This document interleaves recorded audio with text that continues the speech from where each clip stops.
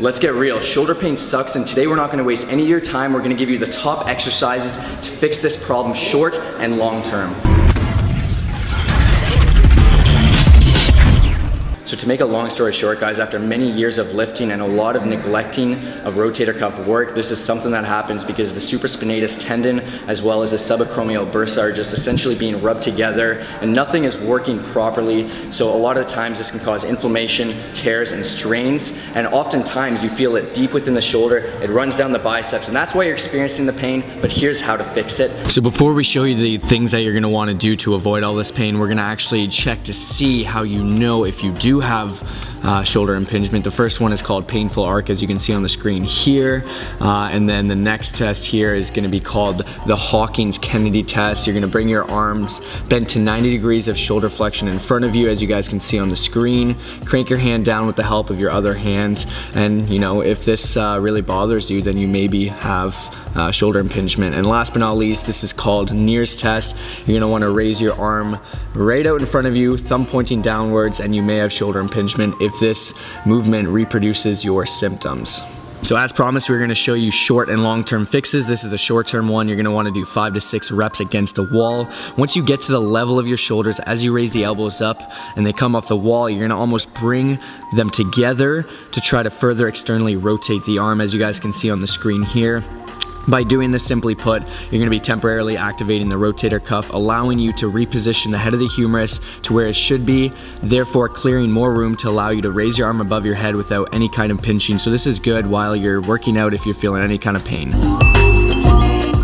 First up, really simple, really obvious, but a lot of people don't tend to do the most obvious things. If it hurts, stop doing it. If it's a very sharp pain, you want to avoid this. Usually uncomfortable pain, sometimes you can push through, but not always. Especially with this issue, this is more prevalent.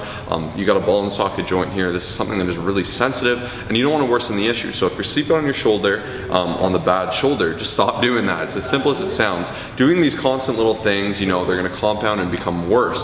So if you're bench pressing and it hurts when you're bench pressing heavy, it's better just to cut it off, spend some time doing the rehab, do the exercises we're about to show you, and then kind of build it back up, get to where you are comfortable to do these exercises. Tip number 2, we've got to simply reduce inflammation. So if there's excessive inflammation, everything's just going to really be disturbed, it's going to bother you, and our goal here is to get that inflammation to go down, to subside, so that way we can move on to other movements to help you guys out. So there's a couple of ways to do this. You can go online, go to your local drugstore and buy some anti-inflammatory gel and apply that a couple times daily. On top of that, I'd highly recommend, and this is something I've been doing a lot lately, is just hot cold therapy for a couple times a day, 10 to 15 minutes. Next up, our goal here is to release the tight muscles. If your posture is not ideal, then your shoulder is going to be in a suboptimal position, which is going to actually lead to higher risk of shoulder impingement. So we're going to take a massage ball, foam roller, lacrosse ball, softball, whatever you have access to, apply firm pressure in a small circular motion. Aim to do this for 1 minute or pretty much as long as you require. And we have a bunch of different groups that you're going to be trying to aim to really release and work on the screen right here. Step number 4, we're going to begin with initial exercises. The goal here is to keep the shoulder as mobile as possible. On the screen here, you see me doing the pendulum. You're going to lean over to allow your arm to dangle underneath you. Use the momentum of your arm and swing from side to side, forwards, backwards, circles, and you can do 10 repetitions each. Next up, we've got forward leans. This is fairly simple. Just place your hand on the back of a chair, lean forward as you bring your arm in an upwards direction, and do this as much as you can without reproducing any pain, and you can repeat 20 times or just hold for 20 to 30 seconds. So next up, we have rotations. You're gonna wanna bend your elbow to 90 degrees, keep your elbows in contact with the side of your body, and proceed to rotate your arms outwards and inwards, and allow the shoulder to move as much as you can, once again, without reproducing any pain, and repeat 20 times. So number 5, you're just going to go ahead and get a low resistance band. They're usually red, they can be a bunch of colors. They're pretty narrow here, it's maybe about 1 inch. And what you're going to do is just do this as an activation or warm up for any upper day, or even take the time to do these exercises at home. So first off, I'm doing external rotations with the band. As you can see, I'm nice and postured, I'm squeezing my abs, I have that elbow nice and tight, and I'm opening up my rotator cuff as much as I can, as far as I'm comfortable to. If you have severe pain, you definitely want to tease it out and do it at your level. Furthermore, you want to do it with control throughout the movement. You don't want to be jerking and just throwing your arm around. around. This is foolish and this is how you're gonna cause more damage. So do it with control, make sure you have everything tight and you're really just working on opening it up and improving as you go on. Now you can do this also internally. As you can see, I'm doing internal rotation here, working at the opposite effect. Furthermore to that, some other great movements as you can see, which I'll demonstrate now on screen. Our shoulder dislocation, so you're gonna start with it in front of you, you're gonna come up overhead, try to spread it, come all the way back to your back. Once again, come up and spread.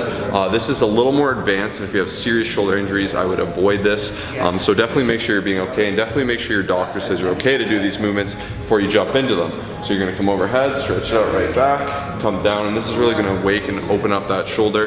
Another thing you can do is kind of warm up the rear delt's chest and just pull in, and just do some of these quick movements to get everything activated, warm, and just get that joint moving, and just work on its kind of ability to withstand this and grow, and you'll get some muscular endurance and some muscular strength out of it. So these are gonna make a yard of difference. Definitely implement these. So on top of the exercises Josh just showed you, we're also gonna do a couple more. This is gonna be focused on isometric training here. This is called the external rotation, and this is to make sure you don't aggravate the inflammation in your shoulder. It involves strengthening your shoulder muscles without moving. Keep your elbows tucked into the side of your body, pull the resistance band away from your body, and you're gonna hold this position for 30 seconds, do it 3 times. Next up, we're focusing on anti-impingement training. Guys, if the shoulder bone is not centered in the shoulder joint, it can often move in an upwards position, and this can lead to the impingement of the structures in the subacromial space. So that's why we want to really focus on humeral head depression here. As you guys can see on the screen, basically you're going to just set up a resistance band high up. You can do it in a doorway, whatever works best for you. Hold at the bottom for 3 to 5 seconds, keep constant tension, and do this 10 to 30 times for 3 sets. Okay, so next up, we're gonna move right into the adduction, and similar, it's just gonna be placed up above head. Hold it for 3 to 5 seconds down at the bottom, and you're just gonna do this once again 10 to 30 times, and these are fantastic to be doing on top of those exercises that Josh was saying. Next up, we're moving into exercises where we're working against gravity. So we're starting off with the flexion. You're gonna wanna stand on the resistance band this time, aim to pull the resistance band upwards to shoulder height, hold for 3 to 5 seconds, return slowly down, repeat 10 to 30 times, and perform 3 sets of these. Okay, so and last but not least, we're moving right over into abduction.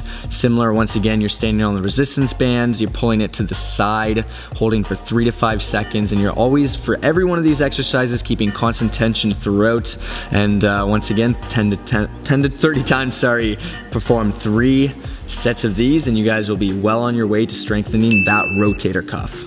Hopefully this helps. Hopefully we can help alleviate some of that pain. At the end of the day, if it's severe, we definitely recommend seeing a doctor or a physio, something like that. But these are some home remedies that Kyle has personally used. As you can tell, he's very passionate about this to help alleviate that pain, stay in the game, stay long term. This is something I try to do actively, because even though I don't have the pain, I like to try to do these movements to keep everything fresh. Shoulder and the knee are 2 very sensitive issues in weightlifting, and if they blow out, you're gonna be really in the rabbit hole for some serious damage. So definitely think with foresight, be intelligent, do these with control. And that's another great video. Hopefully you enjoyed it. Share it with a friend that could use it. Like, subscribe, comment, share, all that good stuff. Peace.